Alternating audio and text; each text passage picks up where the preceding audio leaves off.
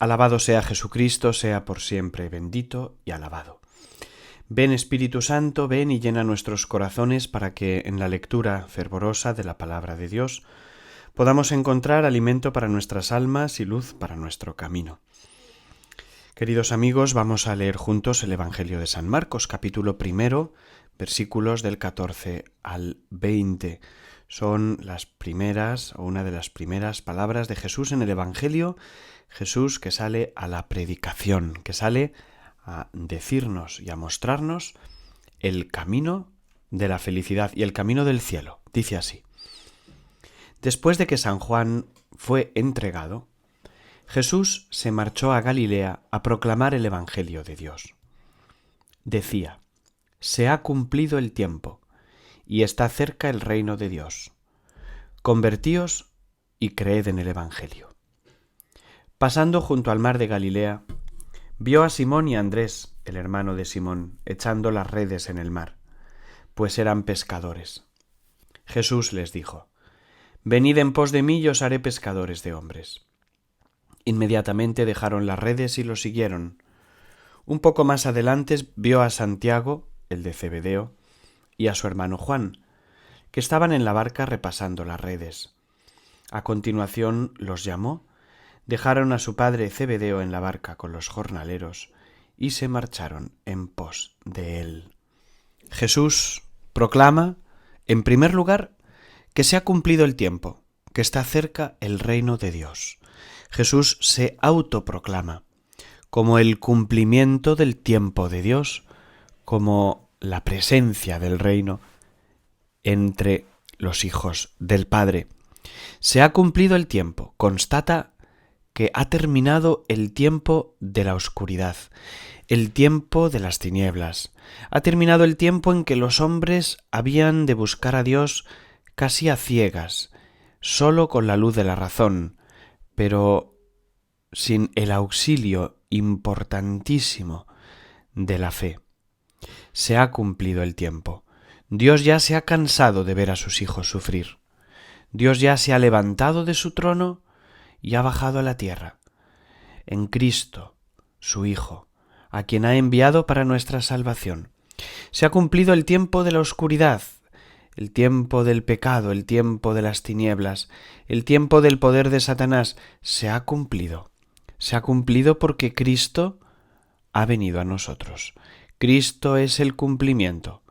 Cristo es la promesa de Dios hecha a Abraham, hecha realidad, la realización de las promesas de Dios.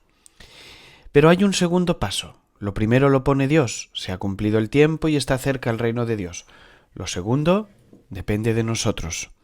Lo pone en nuestra libertad, en nuestras manos. Convertíos y creed en el Evangelio.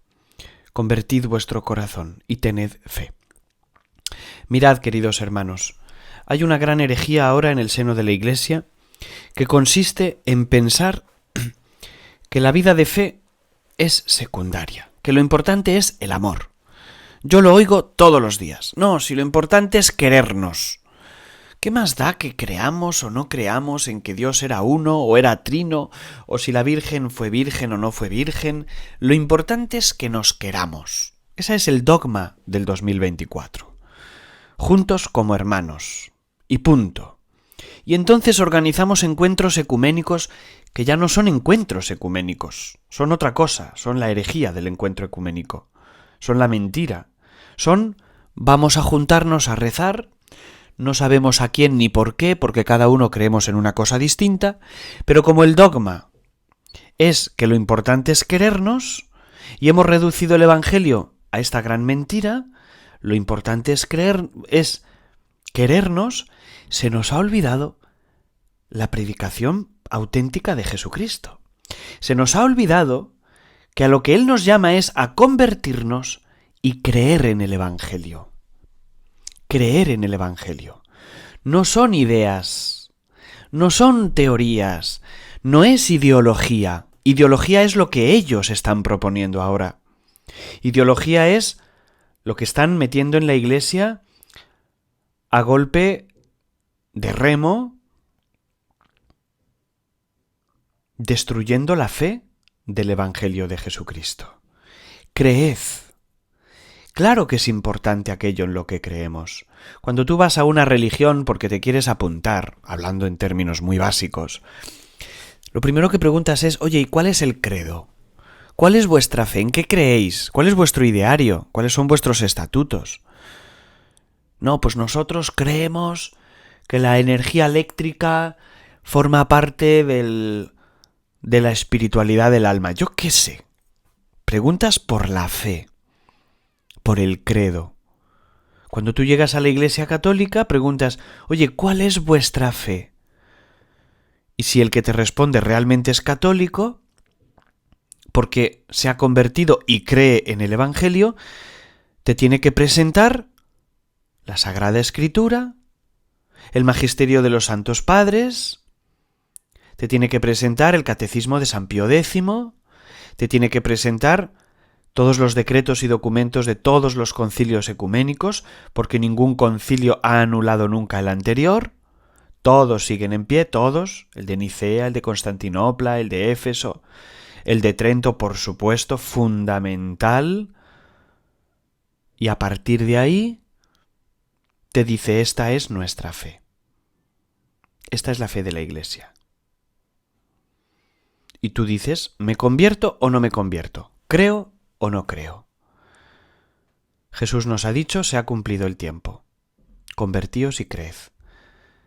La fe es imprescindible para que ese amarnos, que como os he dicho se ha convertido en un nuevo dogma herético, porque por sí solo es herético, ser cristiano no es querernos y ya, ser cristiano es creer y a partir de la fe, con el libre asentimiento de la inteligencia a esa fe, a partir de esa fe, puedo amar. Puedo amar desde el conocimiento. Puedo desear lo que he conocido previamente. Pero una voluntad ciega, una voluntad sin inteligencia, un amor sin fe, es como un caballo desbocado.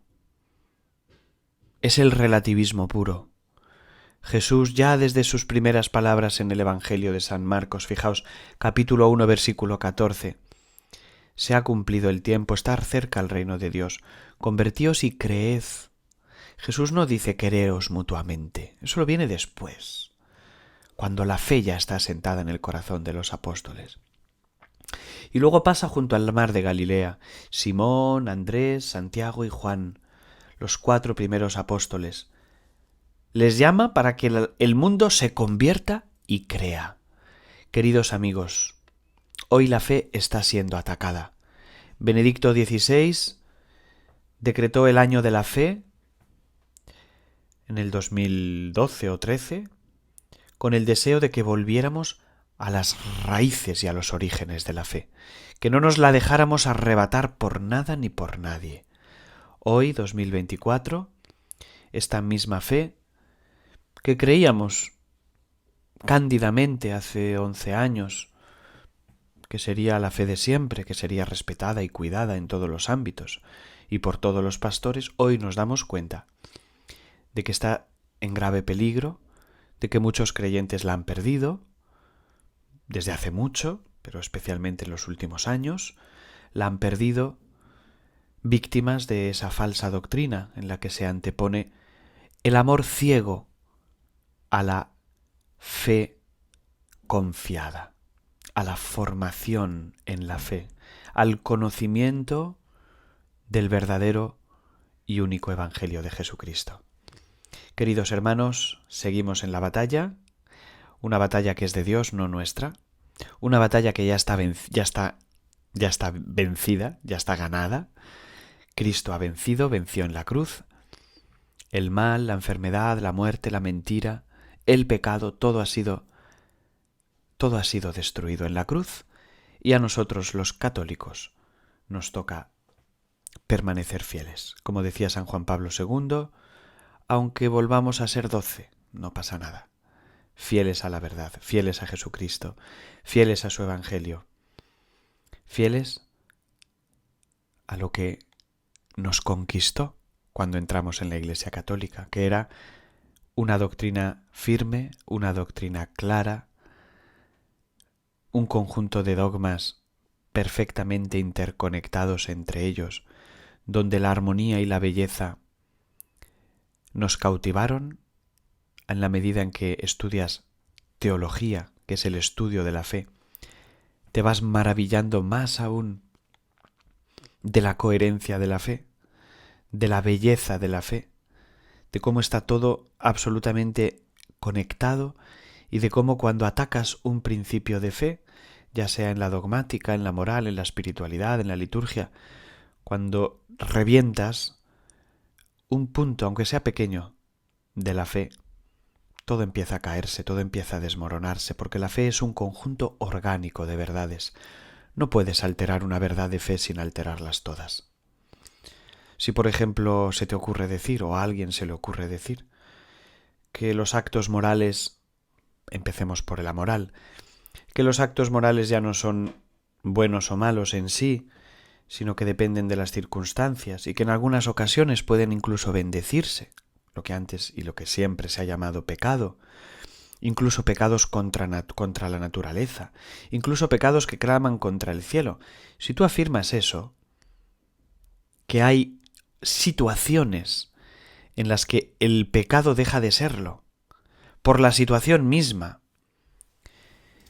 y que incluso se puede bendecir, porque en el pecado hay algo de bien que ha de ser rescatado, si tú dices esto, no te estás cargando solo el tratado de moral y la Veritatis Splendor de San Juan Pablo II y toda la doctrina de la Iglesia de todos los tiempos. Te estás cargando el dogma de la redención, te estás cargando el sentido de la Eucaristía, el sentido de la muerte de Cristo. Estás destruyendo el sentido por el que existe la Iglesia, los sacramentos. Te estás cargando todo. Todo cae, porque si el pecado ya no es pecado, entonces ¿para qué murió Cristo? ¿Para qué se hizo hombre?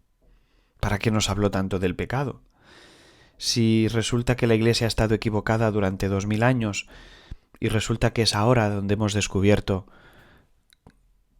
lo que Dios es y lo que Dios nos quiso decir, entonces cae todo. La doctrina es toda falsa, la Iglesia nos ha engañado, los papas nos han engañado durante 2000 años, el dogma de la asistencia del Espíritu Santo a los romanos pontífices es una mentira, porque el Espíritu Santo inspira cosas contradictorias a unos y otros. Qué importante es, por tanto, que cuidemos toda la verdad. Convertíos y creed en el Evangelio. Queridos amigos, os doy la bendición del Señor. Os invito a mandarme, si así lo queréis, vuestros comentarios, vuestros correos electrónicos. Algunos me escribís de vez en cuando al correo electrónico. Si alguno de vosotros quiere suscribirse al pequeño grupo de WhatsApp, podéis encontrar en la descripción de este vídeo un enlace para recibir cada día o 3 o 4 veces a la semana, porque no lo hago todos los días, pero unas cuantas veces a la semana la homilía, la reflexión del Evangelio diaria. Y con esto rezamos a María y os doy la bendición. Dios te salve María, llena eres de gracia, el Señor es contigo. Bendita tú eres entre todas las mujeres y bendito es el fruto de tu vientre Jesús. Santa María, Madre de Dios, ruega por nosotros pecadores, ahora y en la hora de nuestra muerte. Amén. Y que la bendición de Dios Todopoderoso, Padre, Hijo y Espíritu Santo, descienda sobre vosotros y os acompañe siempre. Que tengáis un feliz fin de semana. Y gracias a todos por vuestras oraciones.